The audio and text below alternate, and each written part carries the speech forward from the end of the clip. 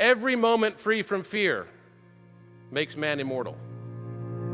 Man's immortality is not living forever because that desire is born of fear. Every moment free from fear makes man immortal. When you break yourself of fear, your thoughts go on forever. When has fear robbed you of an opportunity to grow? Everybody has a response, which means no matter who we are or what we do, this happens. Fear robbing us of experiences. I've actually heard people say, this is when I'm going to start. This is when I'm going to get going, when one of these things happens. And you know what? Then there's always a new thing, right? You never really get there. And then they say, sometime in the future, later, not now, which will turn into never. This is just fear in another form. That's all that is. The voice of fear will lead you to a life that's too small. And you know this.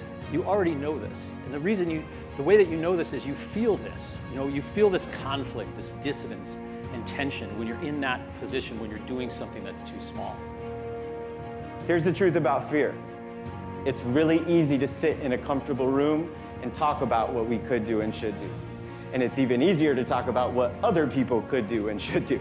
The truth is, if we're in their shoes with their experiences, we probably do the same thing, because fear is such a powerful force.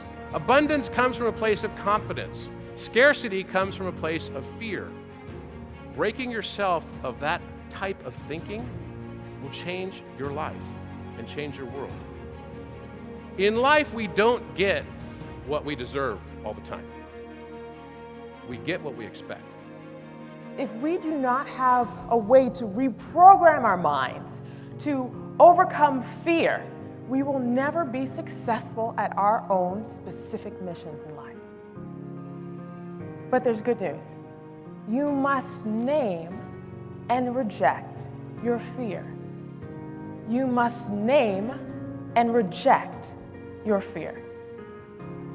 One of our biggest hurdles to become a great learner is fear. The fear of looking bad, the fear of the unknown, the fear of messing up. That's a huge reason we definitely prefer it in our comfort zone. The good news is anybody can learn to beat fear. That's a skill that any of us can develop. But the way that we do that is much different than you might think. Why don't you write down everything you fear? Because your fears have the most power over you when they're in the recesses of your subconscious mind. That's when your fears are most dangerous. That's where they can control you. So the reason we do limiting beliefs in class is we got to get that out of our head, out of our subconscious, and put it down on paper. 2 ways to overcome fear. One is gratitude.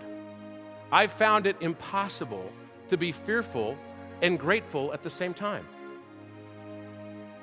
If I let my mind stop for a moment and feel gratitude, even in moments of despair and difficulty, it makes all the difference in my life. The next way to overcome fear that I've found personally is to be intentional in my decisions. Everything that happens to you in your life could either be the best thing that ever happened to you, or it could be the worst. It's about your perception of that. You, with energy, all in as long as it takes, is enough. You don't need anything else. There's no other ingredients required. This is it. And you have these already. Anytime someone has fear, the problem solving is completely turned off. But when we take action in direct opposition from our fear, something amazing happens.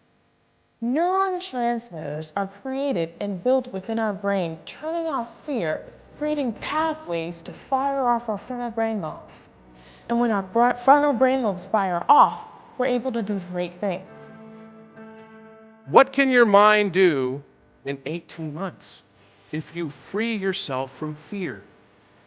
Nelson Mandela spent 29 years in prison as a political prisoner, having done nothing wrong except express his ideology and philosophy.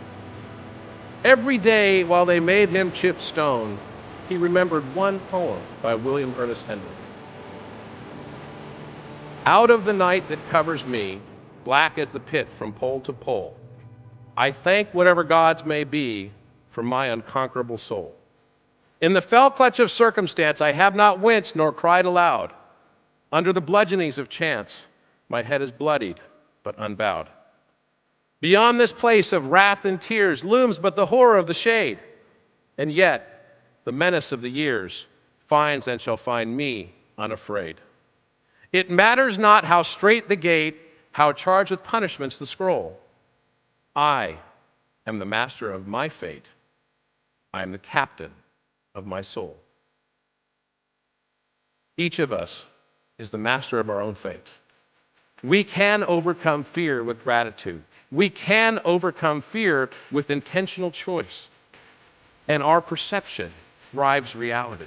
In life, you don't get what you deserve always, but you almost always get what you expect. Every day, no matter who we are or what we do, fear is robbing us of opportunities to grow. That applying for the job and going through the interview process, those are good experiences whether we make it or not, and fear is getting in the way of that.